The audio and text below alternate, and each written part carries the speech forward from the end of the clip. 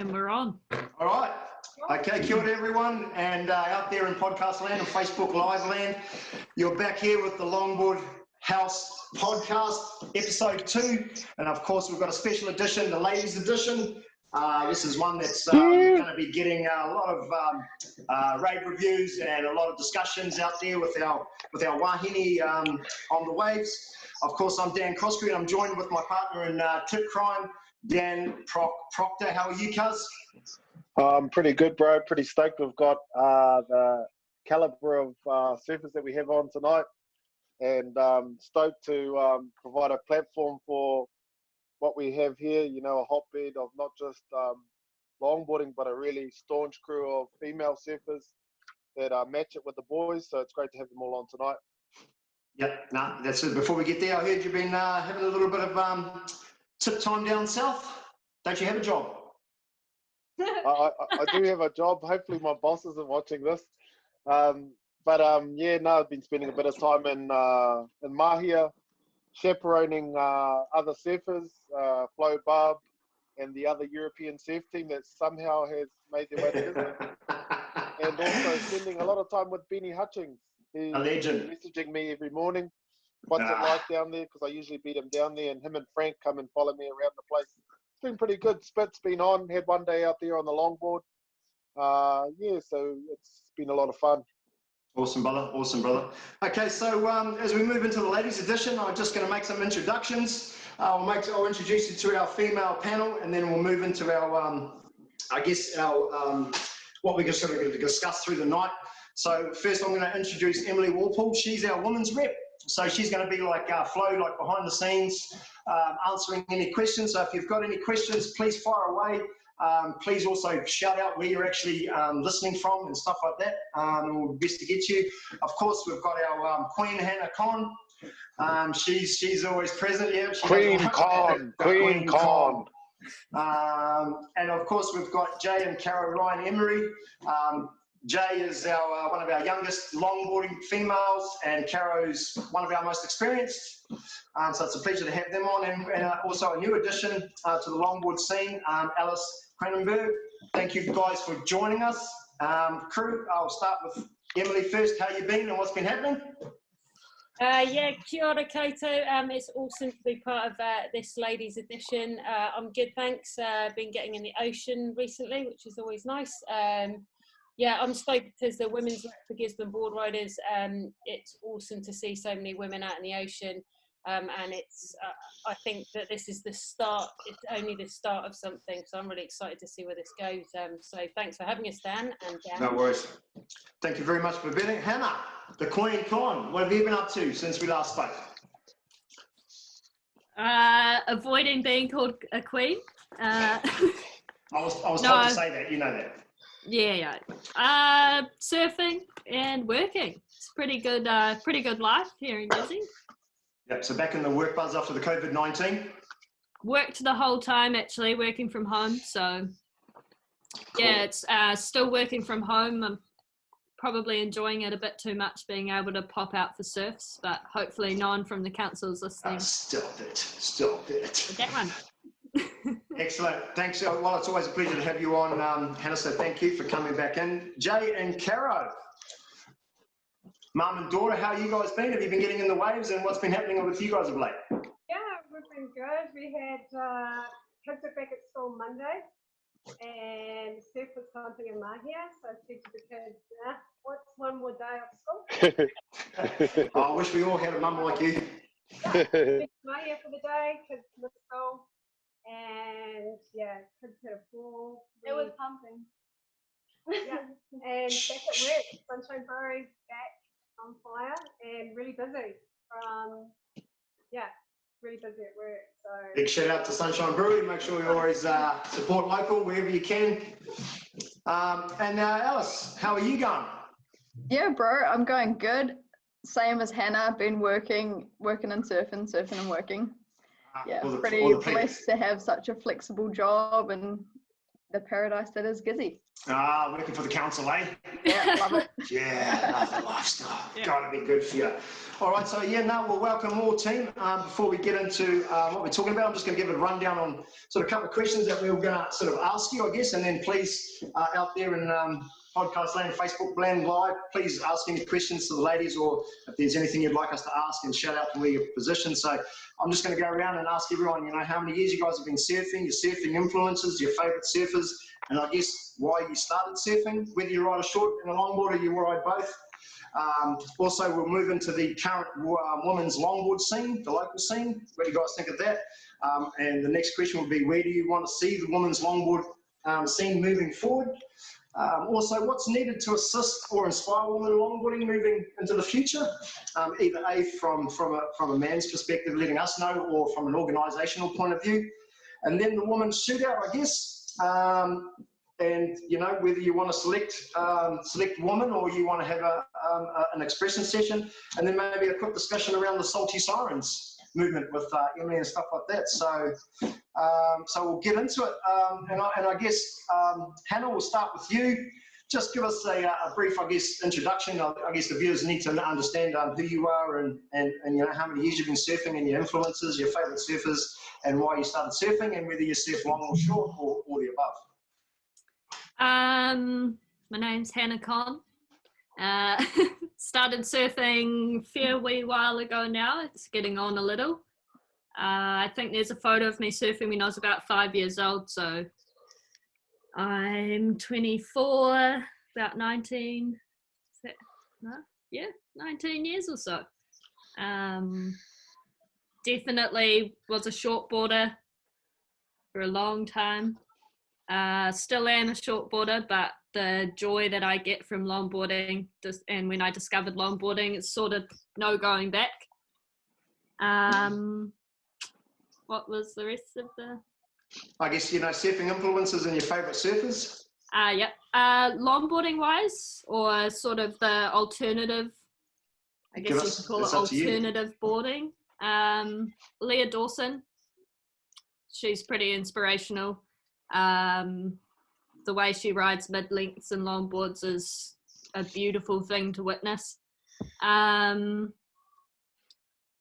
In terms of starting longboarding, I'd definitely have to shout out to the girls in Dunedin, Mika, Jaquetta, also Misha Davis. I was thinking about it a few days ago, and I think she was competing shortboarding when I was a grom, when I first started, but I remember being down in Dunedin and seeing her on a longboard, and yeah, that was pretty cool. Cool. And why did you start surfing? My brother did it, my dad did it, my granddad did it. Yep. Family affair. Living in Gizzy, yeah, couldn't get away from it really, but couldn't be more blessed to have had the opportunity to do it for 20 odd years. Yeah, amen to that. Thanks very much, Hannah. I'll move over to Jay and Caro. Before I start, I just want to ask a question. What? Yeah. Dan, did you shave for the women's edition? Obviously my camera's not that that great, because I've actually got a 5-day hot stubble. So yeah, thanks, Jay. Take that one. Hang on, look. Stubble. Yeah, otherwise I would have, but I was caught in a meeting, I was running late. So yeah, to answer your question, I've actually got 5-day on stubble. But thank you very much. Back to you, Jay. Okay. I've been surfing, I'm pretty sure I caught my first wave when I was 2. So like 11 or 12 years. How about you? Yeah, that's passed over to me. I was a clubby for years, and then I'm going to show my age, I'm 25. So when I started, going back a while, so I was a clubby, went flatting and parachuting, and I flatted with all surfers, and I just started standing up on my clubby mail, which were surfers I think I've done in the past, who were clubbies, and then went straight into surfing. And I was hooked from there, I don't know. I started during the macro first light comps. There wasn't many as far as role models for me. I think media access back then when I started for women surfers was quite limited. So I used to focus on the guys a lot, and my idols are guy longboarders. And then I saw a woman by the name of just inspired me. She was surfing. Sorry, Caro, I missed that. Who was the woman? Sorry. Ralph's son. She was Ralph, of course, the queen of Makaha. God bless her, may she rest in peace. She was nicknamed the Hawaiian Queen of Surfing. You know, yeah, she was. Yeah, and when I saw her surfing, she was so her elegance and gracefulness, which I think in women surfing is there, shortboarding and longboarding, but more so in longboarding. It's just pretty to watch, and listening to her attitude in surfing just drove me more wanting to be a longboarder and stay longboarding. I wish I had kind of, like my daughter, could jump on any craft, whether it be a clubby board, shortboard, longboard, a log, anything. I wish I had that in me. So I just started on longboarding and I stuck with it. And I think I stuck with it to, I think it was Ralston's inspirational words. You know, she was so passionate about how surfing in general brings a community together, and it's just a lifestyle. And so she inspired me, and then from there, macro first light competitions just started, and then there's a whole history behind that of where the women started from back in the day. I don't know if I'm wafting too much.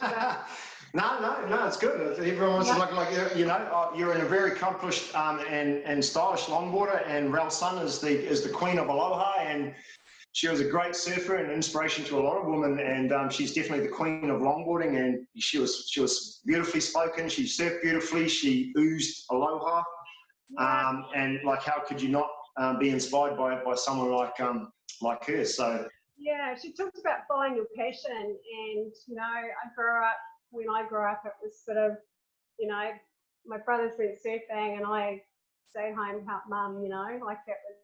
So she was saying, follow your passion, and she talked about how surfing improves humanity, you know, it brings communities together and makes connections with others. And doing the longboard circuit through the years, it proved it. You know, I've got friends from when I started doing the longboard circuit from Taranaki to the Mount, Waikura, and we're still in touch, and does bring connections. It's definitely a community. It's definitely a community thing. Like this whole thing with longboarding, you're definitely a big wider family. So, you know, you used to dominate the scene back in the day. So it's, you know, it's good to have you here, Caro.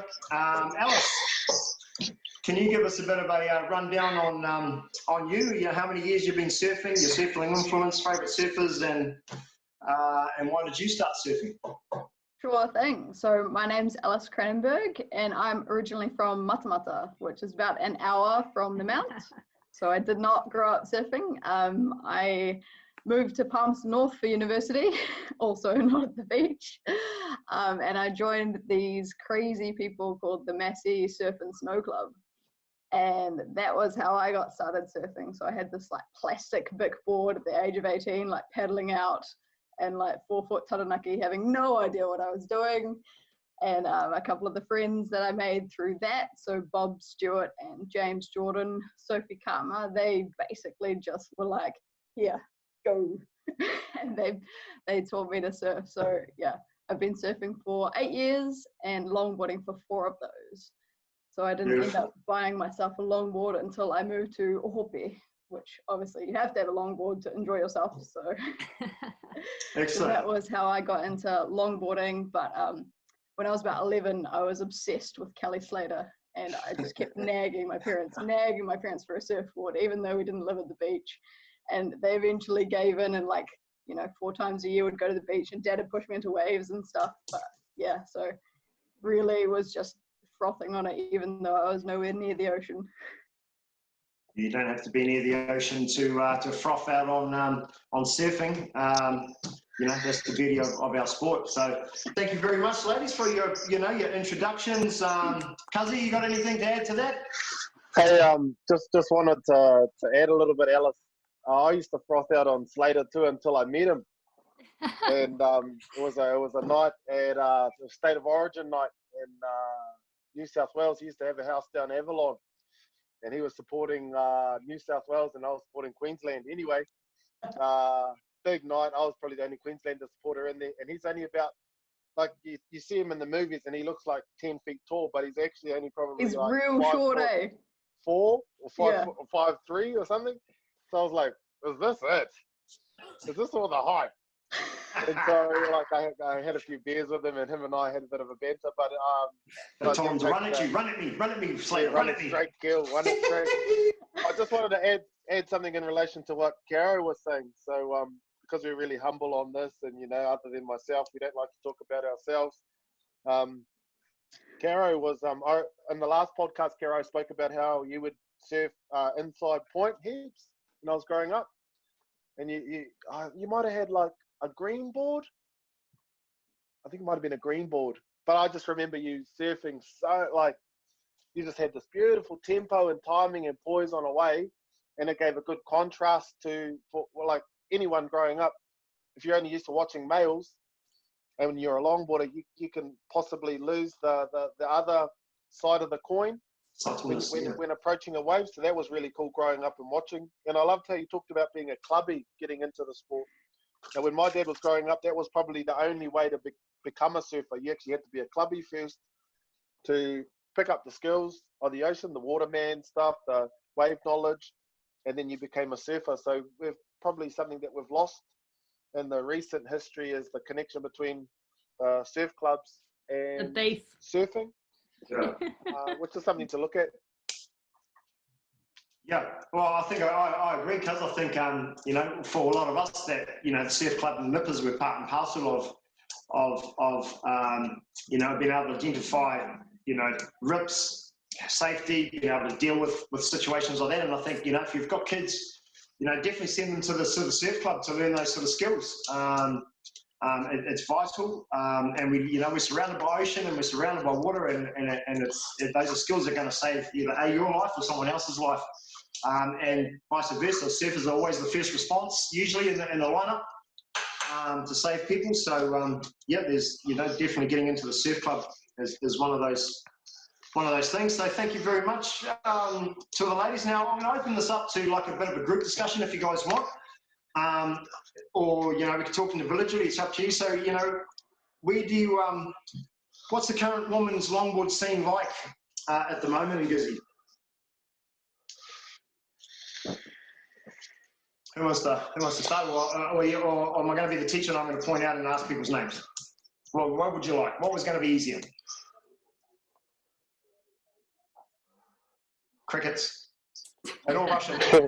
Hannah's got something to say about it. Okay, Hannah, please.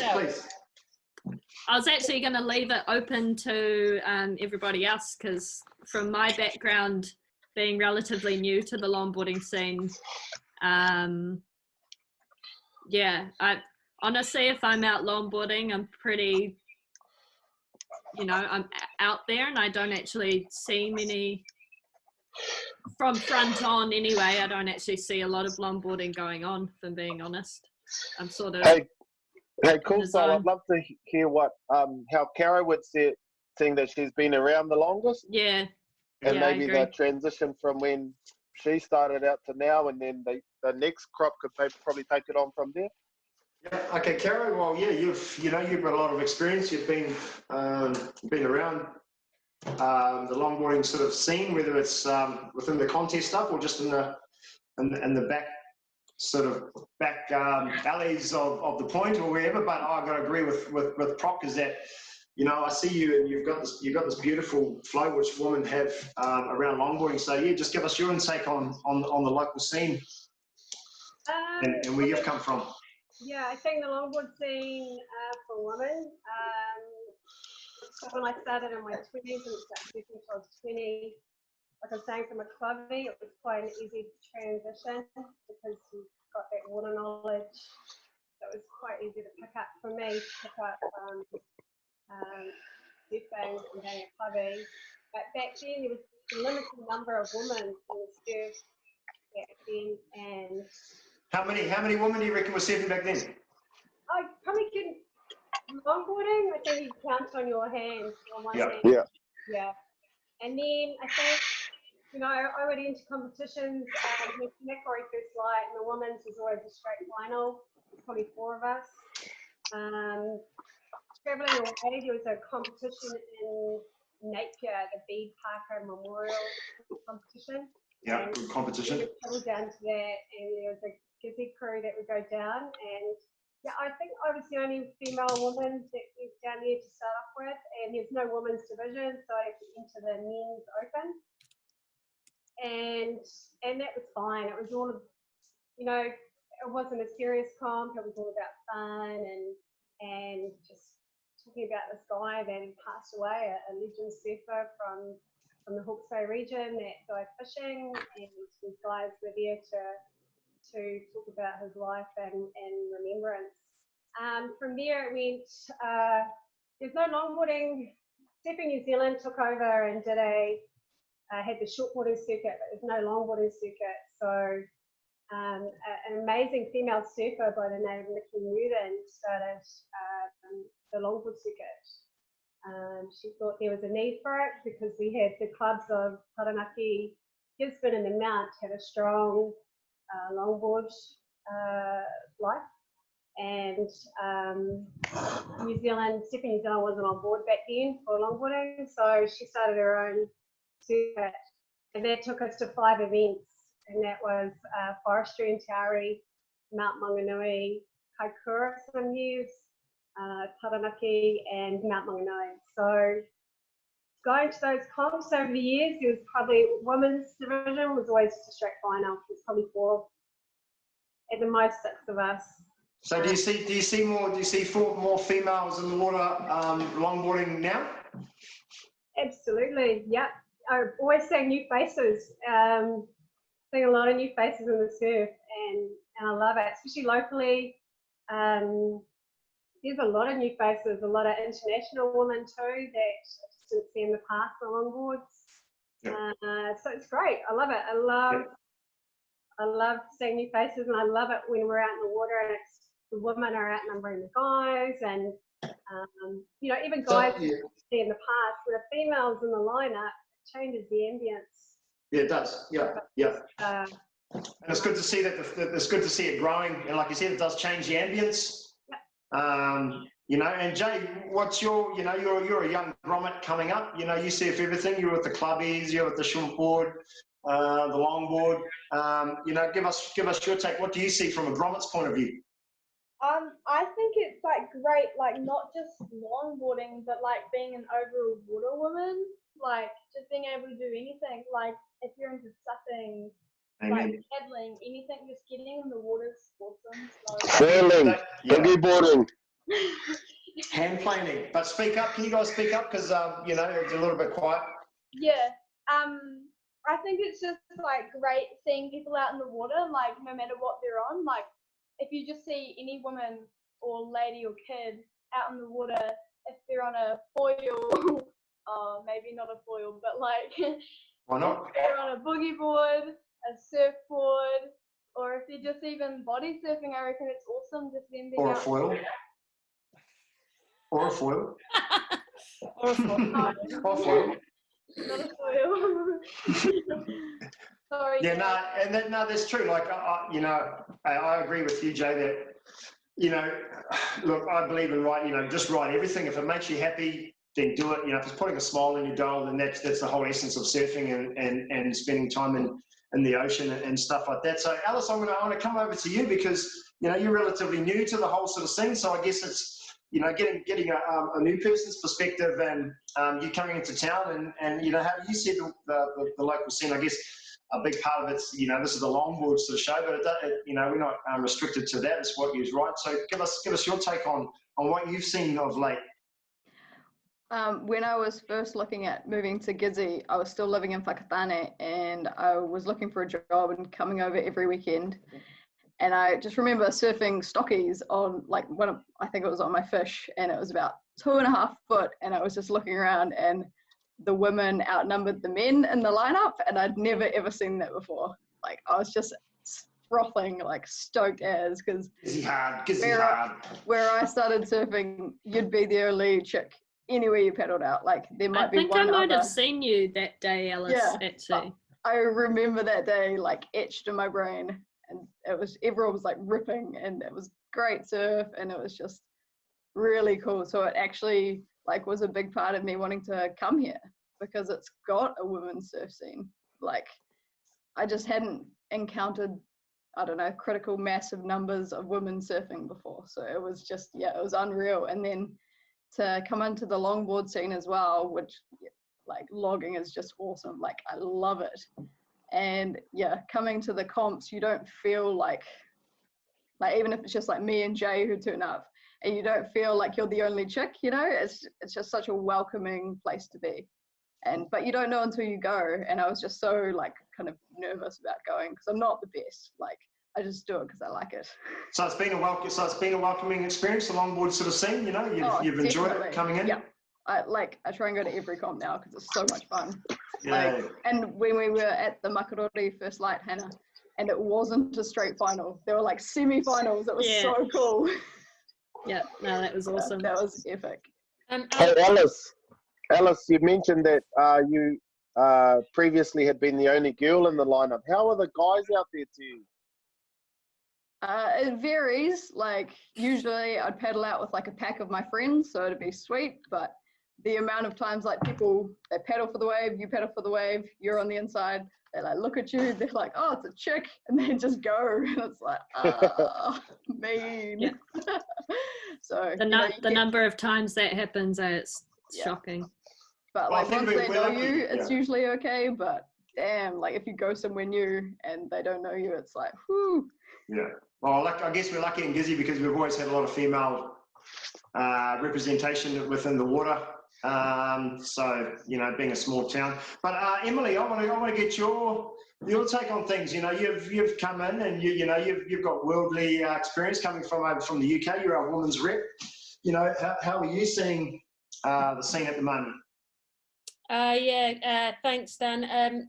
So I moved to Gizzy about 3.5 years ago, and before that I was in Sydney for about 8 years, and prior to that I was in the UK. So surfing for me happened much later in life. I was 30 before I really took it up. Always been put in the ocean, did a lot of cliff diving with my brother as a kid at illegal spots in the UK. Jumping off very, very high cliffs and then being thrown in the water at a young age. So the ocean for me was just was a good fit. And then when I came here, I met Flowbub, and obviously surfing I just fell in love with it. But the scene, coming on a women's rep, it was a big thing for me to take on. I'm not from here. I started surfing later in life, but for me, my background in community work, youth work, and I just see surfing as a way to connect people, a way to connect to our environment, other people, the ocean. I love it. I just absolutely, like anyone who surfs will know, you know, you just get the bug, you just fall in love with it, whether you're 3 or 30, it doesn't actually matter.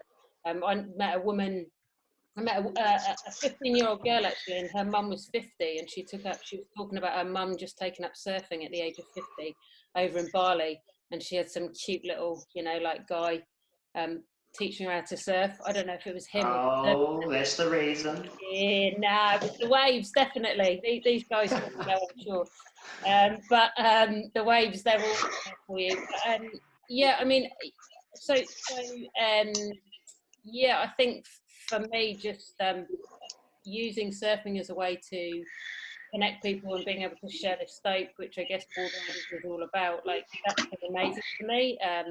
And seeing so many women like Caro and Alice was saying, coming from Sydney, it's a bit of a fight to get away. It's not a nice experience being out in the ocean in Sydney.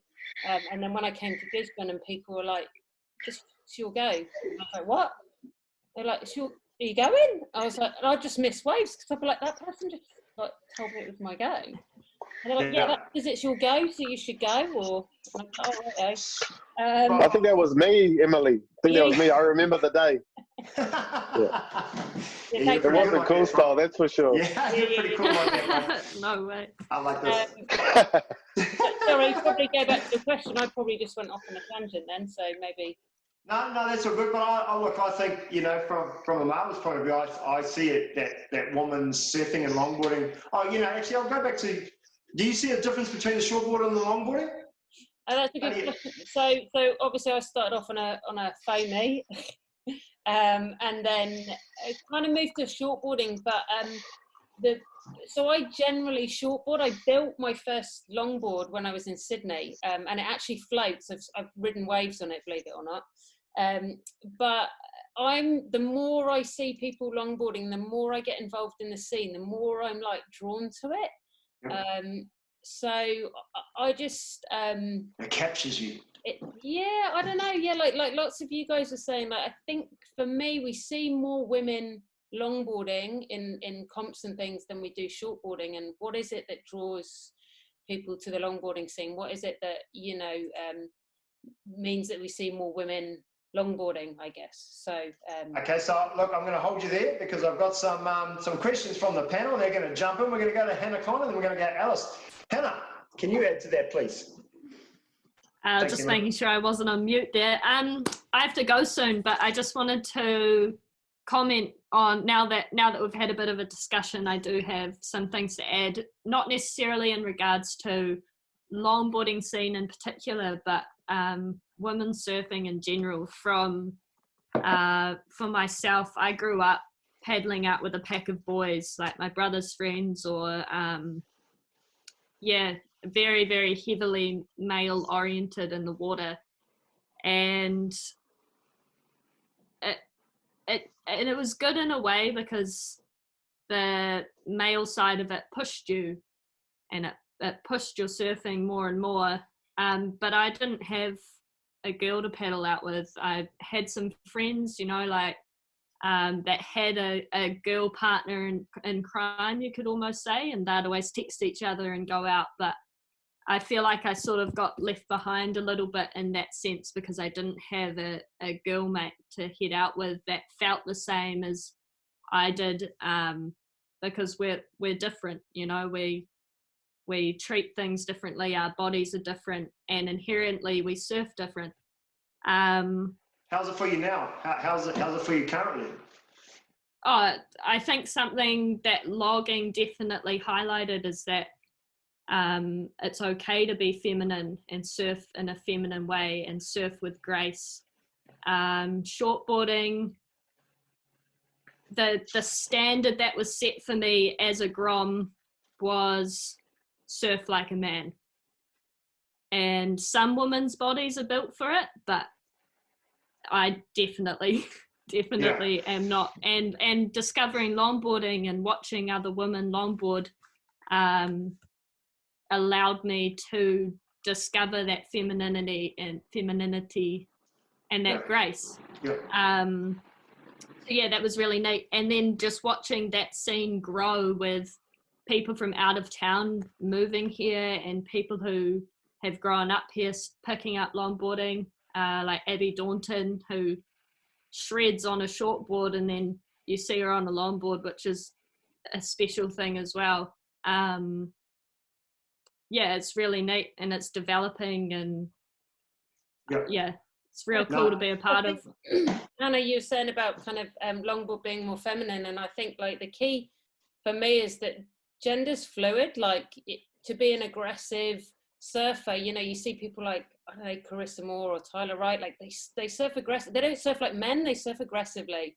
They surf in a certain way, and that's inherent to them as a person. It doesn't have to be fixed to their gender. Just like if you see a guy longboarding who's got beautiful style, or it doesn't mean that they're surfing like a girl. It's not about that. And I think that like as society, we just put people in these boxes of this is a boy's way, this is a girl's way, and we need to let go of that and just find our own way. You know, Yeah. it's really important. But also, Emily, I've been around the longboard scene a long time, and you've like longboarding, when you see a female, her approach, and I'm not putting any gender, I'm just saying like their approach, when I've seen them at Noosa and Byron and Crescent and everywhere else, when they're logging, there's this beautiful flow to a female longboarder. Yeah. It's graceful, it's not rigid, it's flowy, and a woman's approach to a longboarding when it's 2 to 3 foot on a point break is sometimes better than a men's approach. Yeah. And for me, that's a beautiful You thing. sound so surprised. No, I'm not. No. I've been watching them. I've been watching the females do that for over 30 years. So for me, it's a grace. It's a grace that's magnificent to watch. And Proc, you've been around the world. You'd agree as well. Mate, the first time I saw Chelsea Williams surf a longboard at Snapper, taking off behind the rock, I was like, what's she doing out here? Yeah. I was like, I can't surf out there. What is she doing out there? And that sort of broke, she was like broke boundaries, where you kind of need people that will step into the unknown. Yeah. And see what they can say. I take the point around having an aggressive approach, and that can apply to either gender. And yeah. She definitely was that example where she, like behind the rock at Snapper, it's 6 foot pulling and barreling. Yeah. And that's her forte. Which, if you've surfed Snapper or if you know the Snapper lineup, it's probably one of the most aggressive male-dominated scenes in the world, and you're sharing that with 200 others. So there's women that go out there and they dominate that place. But I think that's where longboarding, I think longboarding suits, there's no gender specific when it comes to longboarding. Go, Hannah. I definitely agree. And I love shortboarding on any other day as well. I love a good shred, and that aggression definitely comes out in me. I was just more getting at with the longboarding allowed me to discover that feminine side. I agree with Emily in that it's not necessarily a gender specific thing, but growing up in a male dominated surfing world, shortboarding in particular, the longboarding side of it enabled me to unlock a whole other side of how I approach it. Yep. And yeah, like today I went out at Wainui and I was, getting aggressive, as you sometimes have to do out there, and trying to pull in. And then this afternoon I went for a longboard in town, and the stark difference of that. Yep, that's also the beautiful balance of that in, my days. Yeah, complete. I've got that balance there. Alice, can I get you? Awesome. Alice, you want to chip in on that? Yeah, I just want to talk about what Hannah and Em have said as well, and grace is definitely not gender specific. Like, one of the most graceful loggers I've ever seen as a male, and it's like kind of just discovering, and like the fact that is like seen as a beautiful part of longboarding, and so everyone is kind of getting in on it is awesome. Ask you who the male is? Guy. First time I ever saw him longboard. Local guy? Woo! That is insane. Ultimate grace. Excellent. Anyone else want to chip in on that before we move on to our next corridor? Yep. I like surfing with women, but I love also surfing with men. It makes me more hungry, for what I want. Like, if I want that set wave, when there's men around, it makes me want to get it even more. Yeah. All women out there are like, oh no, you have that wave, sort of, because they're all nice and friendly. But when there's men out, it's like, oh, I'm gonna beat you to the inside section. I'm gonna turn around and get it before you do. So I actually love surfing with men as well. It makes me want it more. I think that's actually changed the sisterhood mentality, because when I was growing up, and Procter, you've commented on it in the past, a girl in the lineup if there were two girls in the lineup, they'd be the most competitive with one another. You know, and I think we had this pressure placed on us growing up that there was kind of like this, if like you were a rivalry. yeah, kind of. And suddenly, quite suddenly actually, over the last few years, and it's interesting, Jay, hearing you speak about it because you're the upcoming generation, it's kind of changed. And I sort of catch myself sometimes in a bit of like a competitive edge with the one chick out there, and I'm like, whoa, hold on. Like, chill. Yeah. That's funny, Hannah, because the first time I ever saw you surf, that's exactly how I felt as well. It's I think it's just like so ingrained in us that we have to like it's human nature, isn't it? compete with other women though, specifically, like, and prove ourselves. yeah, and I just had to step back and be like, no, she's just like longboarding amazingly. Like, I just that's just human her. nature. You don't have to be a woman or a man. That's just within human DNA. You know, that just goes hand in hand. So I guess, you know, moving forward into our next question is, we're going back to the longboarding scene because, you know, this is the Longboard podcast. So, you know, where do you want to see women longboarding moving forward? Do you want to inspire more females to pick up longboarding, or you just want to inspire more females to just surf in general,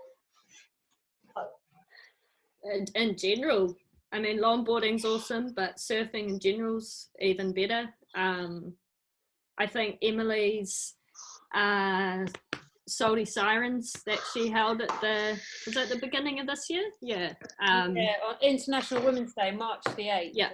Yeah, so that was awesome. I think, I'm not sure if this is where I should talk about it, but the idea that's been thrown around of having a all-women's surf comp Cool.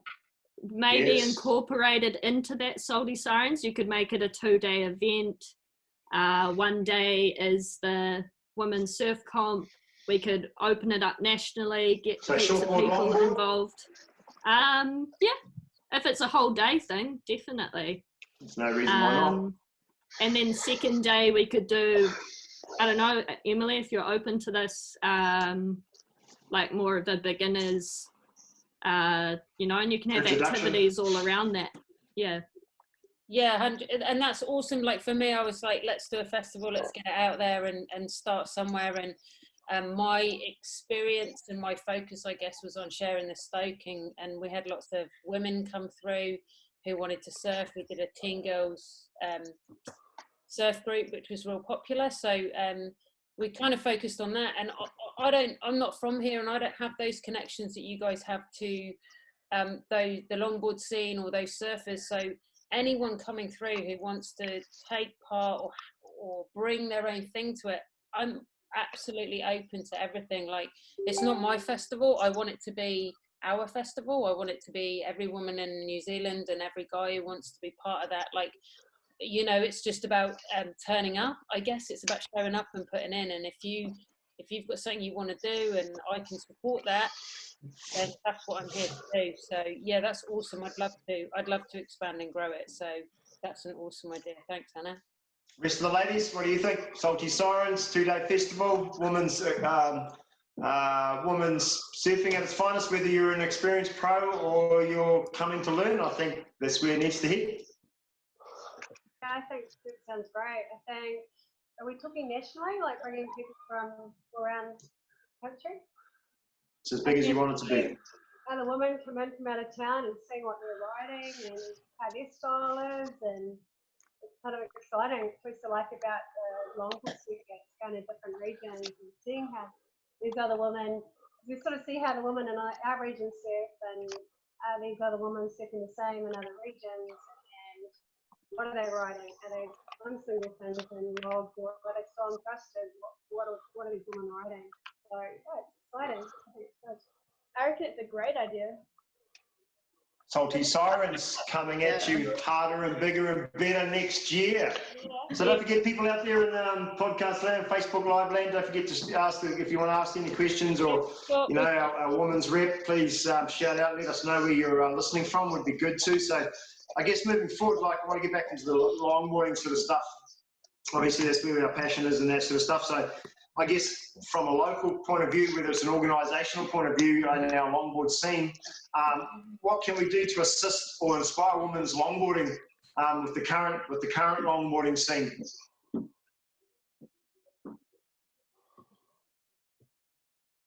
So, can you say that again, Dan? What did you ask? What can we do? Like I said, you know, we're obviously involved with the Board Riders Club. We run a longboard full comp scene. What can we do to sort of assist or inspire more women to longboard?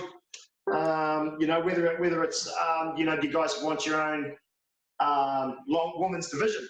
You know, would that inspire more women to turn up to the beach and have, you know, 6 or 12 years just competing against other women to inspire more women to sort of turn up and take part? I reckon that we need almost more just women comps, because like women bring more women. Like it's almost like if there's like a mixed gender comp, it sometimes scares away some women. Like you don't know how many girls are going to be there. You're like, I don't want to be the only female. But if it's an all woman comp, then it'll like bring more women to it, because I'll know, okay, you know, there's going to be all these different levels. Like I don't have to be a great surfer to enter, and there's going to be lots of girls.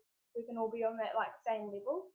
Yep. I think also, even if it's just an initial thing, even just to get the women's confidence up, you know, even if it's just that first, I don't know how many years, 5 years or something, of holding an only women's comp, and then it can become integrated into a 2-day event. I think having a separate women's division on those longboard comps is pretty important. So I'm talking about local scene. I'm talking about the local scene, not so much international. So within the, let's say. No, I'm talking local. Okay, I'm talking local. So board riders, we've got a longboard circuit, but it's only an open division. Yep. I've spoken about it before, in the sense that women surf so differently, or longboard so differently to men. So can I get a commitment from all you ladies if we start up a specific women's only longboard division? Now, you know, we have modern and log within our local division. It doesn't matter what you ride, as long as it's 9 foot, it's not going to matter. I think once we get the numbers, maybe divide it, but at the moment, just keep it. Keep it, just, you know, I think the longboarding is going to express itself no matter what you ride. So, Caro, would that get you back? Would that get you back on the longboard to come down and compete within the longboard scene again? Oh, yeah, it's been a while. It's been a while. She wouldn't get away with it. Women kind of, you know, 40s up, kind of, there's this, obviously this huge trend at the moment of single fin and logs. Kind of, I've been surfing over years, you've seen the turnaround of evolution. Yeah. That's what I'm saying. It's not going to matter like you're riding a 9 foot board, whether it's a log or a modern, as long as you're coming to enjoy each other's. Yeah, it took into a lot of the older women. They feel asking them why they're not entering. They said, "Oh, I don't ride a log. I feel like I can enter." You know, that's the feedback. Not about that. Yeah. So I need you to get the word out there to all of us. It's not you know, exclusive to logging or modern. It's about just enjoying the whole longboarding scene, come down and inspiring other women to take part and become as a collective and, you know, to get stronger moving forward. We all agree? Emily?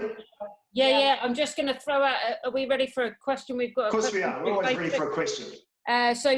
Stephanie Brooks, thanks very much for tuning in. A question from her is, how is everyone going to promote women's surfing outside of the competition, like Leah Dawson's soul surfing style? How will we make more women feel welcome in the waves? Anyone want to pick up that question? A great question. That's a good question. Because Jay... Speak up, Caro, please. Sorry? Speak up. In Jay's age group, there's not many girls her age surfing, and I queried, where are they? Because I love it that she's in the water, but there's not many women here of girls her age. But I know that Dan and Flo and all you guys are doing an amazing job of getting women in the water. So I don't know what the next step to get them out here and to continue surfing, like you're giving it a go. But I know you guys are doing an amazing job. But yeah, I did notice, like in Jay's, there's Jay and Moss, Azzy, the Braithwaite girls, quite a limited number of. And Willow McBride from Mount Whanganui. Yeah, I don't know what the answer is.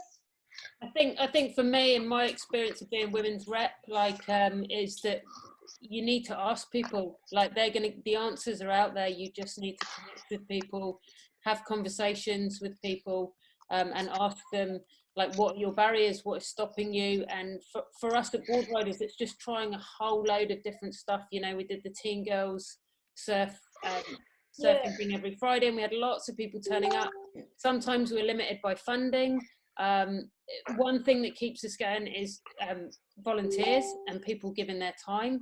Absolutely makes so many things possible. Dan, you know, Dan's a classic example. He's passionate about longboarding. He'll take, if he has a group of young girls that want to learn how to longboard, he'll be the first one to jump up and be like, right, I'll take you out and I'll do that. So yeah, it's empowering people. I don't know.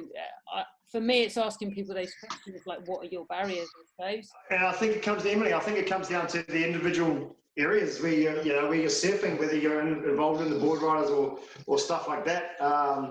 It's really, I think, it comes down to those sort of areas. And Gizzy, we're a little bit different. So I guess, look. Hey, Coolstyle, I'll jump in. Yep. Hey, ladies. Growing up, I had mentors. So I had got, like, I used to go and live with them for months, sometimes years.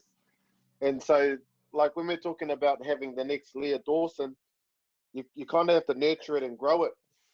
And so it's getting a collective that are not only passionate about themselves, but nurturing that next generation in a real way. So, like, I'll be honest, one time I got DIC'd, and each one of them had to come and pick me up Monday to Friday.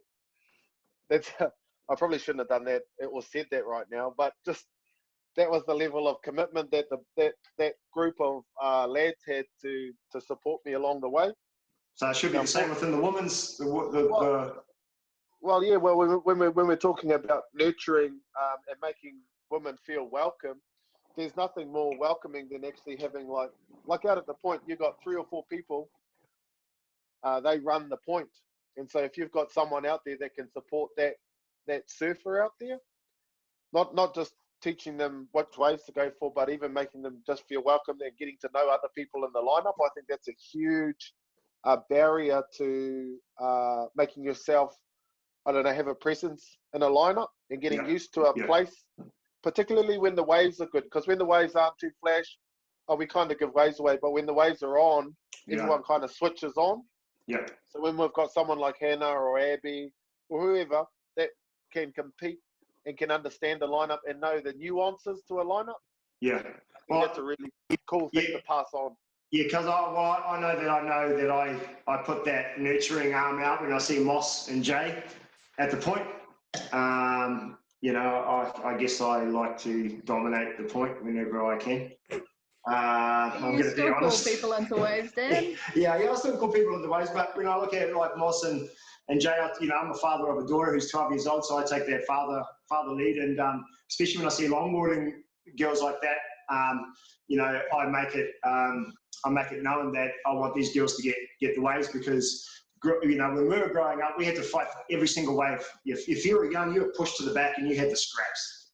And when it's longboarding and you're a young female, I definitely like to give those girls, because they're the future, and they're fantastic surfers. So whenever we can nurture a hand, that's just the way it's going to be, and I'm going to support those girls as long as I can. So whenever I'm at the point, they're going to get as many waves as they want. And I think equality for me looks like basically a woman calling those young groms into waves, like not just the men going, oh, ladies, you can have this. You can have this one. Like Caro's out the back, and she's like, here you go, boy. On you go, you can have this one. Like, that's for me, it's just that empowerment. Like, we continue exactly what you're doing and we grow that. And just some comments from Facebook we've got from Tia Tia Lord, who's Aotearoa Women's Surf Association, who started up last year.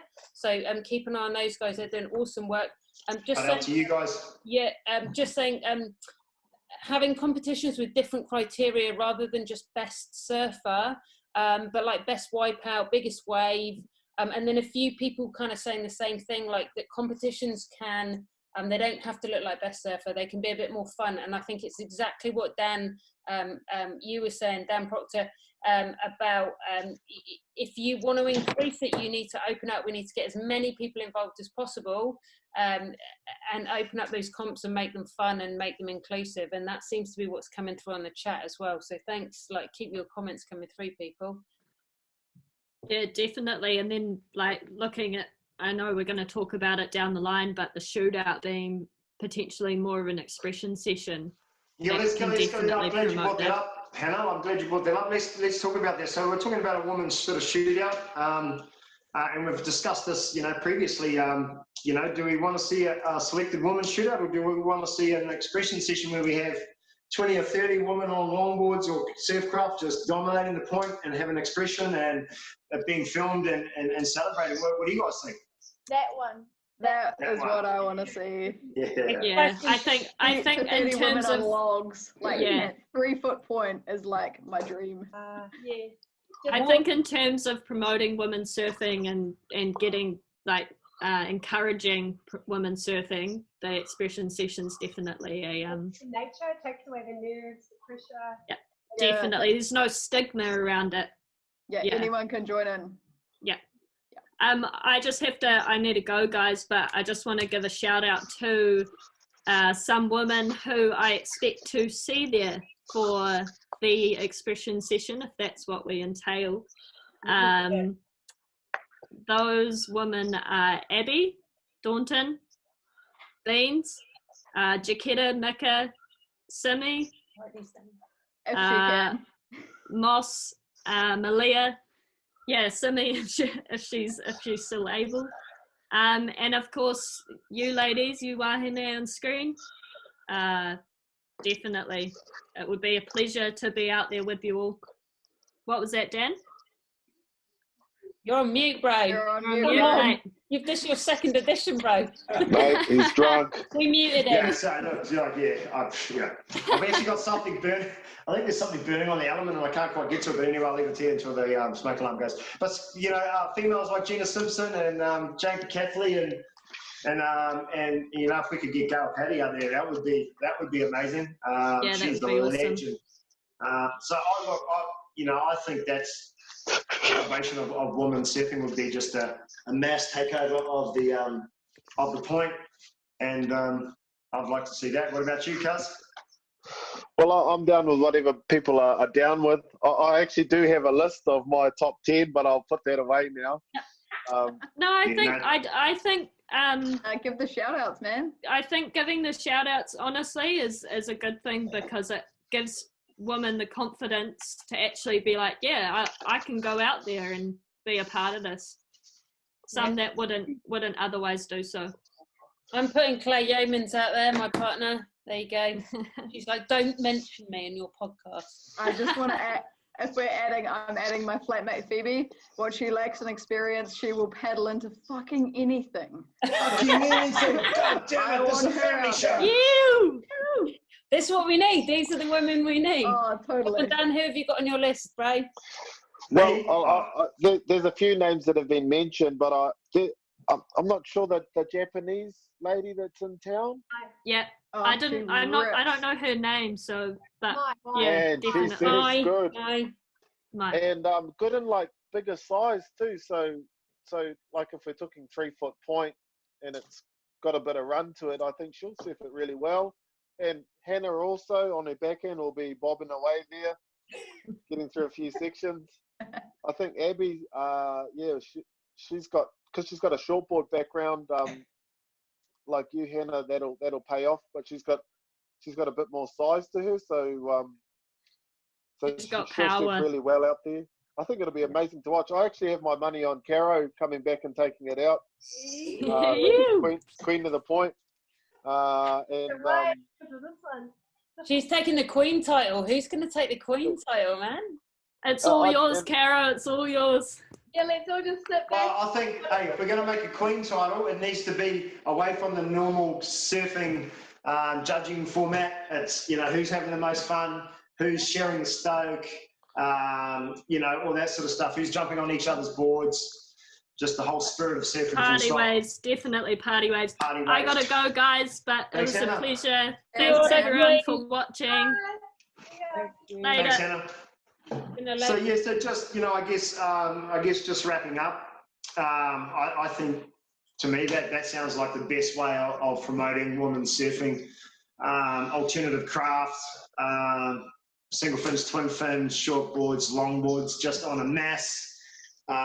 Just dominate the point and just take over for that hour or two and showcase women's surfing and what it's all about. And it's one of the best amphitheatres that you've got in New Zealand to express that. So I'm looking forward to that. Emily, you're going to have a hand in organising that and getting the momentum moving forward with that? Yeah, of course. But it'd be awesome also to see some other women coming forward. Like I love to organise, I love to connect people, but I don't come from surfing stock, as you or whatever you want to say. Like I don't have that background and experience, so I would love to hear some local women like connect and work with them to do it, because the more people that come on board, it lightens the load and it means that we can put on an even better comp. So I think even just seeing these ladies here committing to doing and you guys as well, you know, like but that's a fair comment. Like, you know, like we're involved in the board riders, and you know, many hands make light work, and you know, more people that get involved with any organisation, whether you're like a surf club or surf lifesaving club, the more people that are offering of a hand, no matter how big or small, definitely helps towards pushing things forward. Because, you know, we can all talk about stuff, but we also need to walk the walk as much as we talk the talk. So I'm looking forward to a lot more women coming down to the next longboard comp. The very next longboard Gizzy longboard circuit comp that we're going to have a women's division. So I'm hoping to see at least 12 women fill those 2 spots. So put out all your friends. Caro, I want to see you there. Jay, I need you to drag her, and then Alison, of course, you know, get all your other friends down there. Emily, I want to see you on a longboard. Emily, do it. So I guess wrapping up, you know, it's been a pleasure to have you all chat about our women's scene, and I look forward to having you all at the longboard comp. Emily, did you want to have a quick wrap up with what's coming up, the Salty Sirens next year, some dates? Or stuff like that? Have we talked about it enough? Are we all cool there? Yeah. So just that last year we had our inaugural Salty Sirens, so Women's Surf Festival here in Gizzy, which was amazing. The sun shone, which we didn't expect, and it was just awesome connection of women and surfing and live music and drinking beer and all sorts. And we're going to run it again next year. It coincided with International Women's Day. The date is, I've got my little helper that flows down, like this is also this guy down here, see this guy on the floor? What are you doing down there, Flo? Flo, what are you he's not allowed, it's a women's edition. He's what are you doing under the bed, Flo? He just fills this up for me. He's a voyeur. Keep the whiskies flowing. He's a voyeur. But so Salty Sirens next year, we've got a little bit of funding from Crossfire Alpha-T, so shout out to them. Alpha-T, shout out to you guys. Thank you very much. We'd like some more money next year. It's gonna give the beer festival a run for its money, so it's gonna be better. We want if you've got an idea or you want to be involved, then give us a shout out for Salty Sirens. It's gonna be on. How do we get How do we get hold of you, Emily? If people want to sort of be involved or get a shout out or some ideas, how do we get hold of you? Gizzy Board Riders. Just contact us through Gizzy Board Riders. Gizzy Board Riders, yeah. Excellent. Awesome. Look, I've got a message here from Jay and Caro. Who's your shout out to? I would like to give a shout out to Moss. Willow. Moss Partia Taylor. Yeah. Willow McBride, because she's like my surfing buddy. When she comes down to Gizzy, we're always out every day, like 3 times a day. Just pushes me to get out. Eva Clark, she's learning. Eva, I want to get her on a longboard. Make sure she gets on a longboard. She's got so much talent, that girl. I know. Oh my God. Yeah. And also, I know that he's not a girl, but Geordie got a bit of right. Geordie Sawyer. So. Oh, yeah, well, I'm glad you've shouted out to all our young longboarding talent that I've got a little bit of hand in. And one more. Yeah. Carol Crunch. Carol Crunch. I love Beautiful.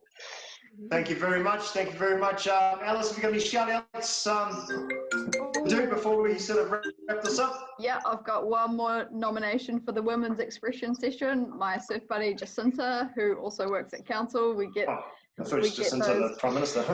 Jacinta, She's welcome to, but my mate Jacinta, it'd be sick to see her out there at Jacinta, get down here. Make sure you're part of it. Jacinta, let's get down here. Should be horrified by the social distancing at the point.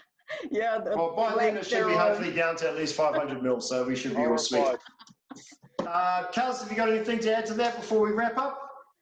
Hey, I just love the direction that we're headed in. You know, when I was growing up, women were kind of, you know, there was the Alana Blanchard, that was women surfing. And so it sounds like as we should be moving away from just what people look like and actually start delving a little bit deeper into their character. And as Caro mentioned, the spirit of Ral's son carrying through all of us.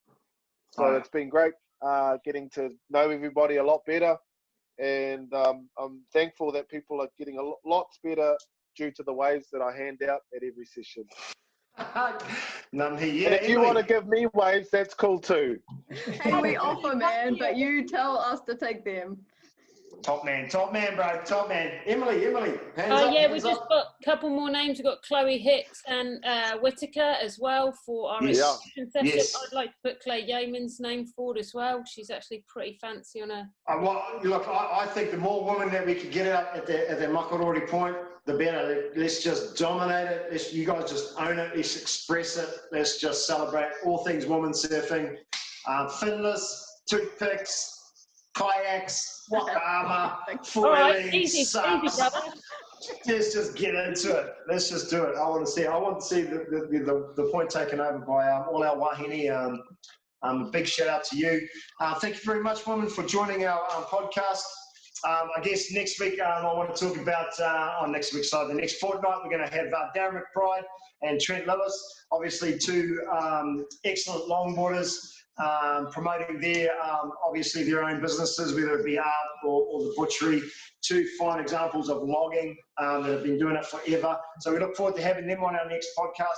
Ladies, if we can have another follow-up women's edition, either leading into or just after the shootout, that would be good, promoting the Salty Sirens. Ladies, thank you very much for joining us and sharing a little bit of insight of our local women's scene and all things women longboarding.